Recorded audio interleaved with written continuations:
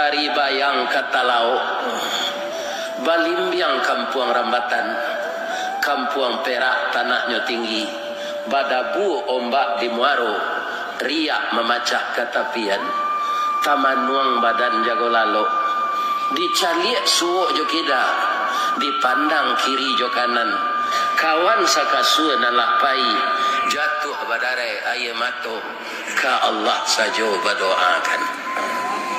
Lah dapat pentundu. Cuba lah dapat ke macam ini.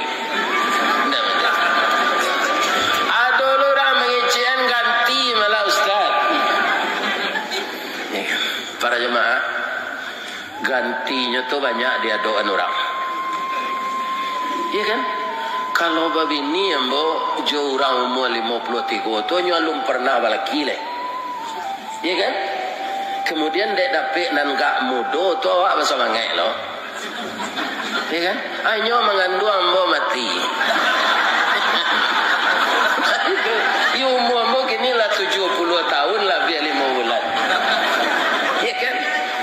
Atau dicari misalnya perusi nan kematian laki lo umurnya 65, 66. Atau lah banyak sakitnya tu mah. Ada nan asam urat, ada nan kolesterol, ada nan darah tinggi, ada saraf terjepit, ada buto katarak. Akan mencari bapan sebenarnya.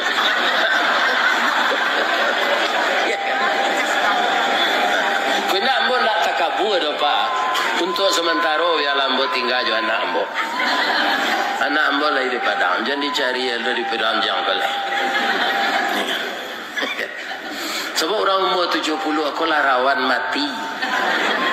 Kawan-kawan ambo semua pensiun ambo lah banyak mati.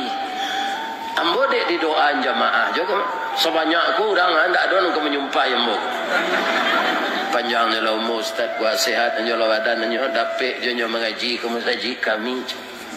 Dan ambo rasuan selama aku itu.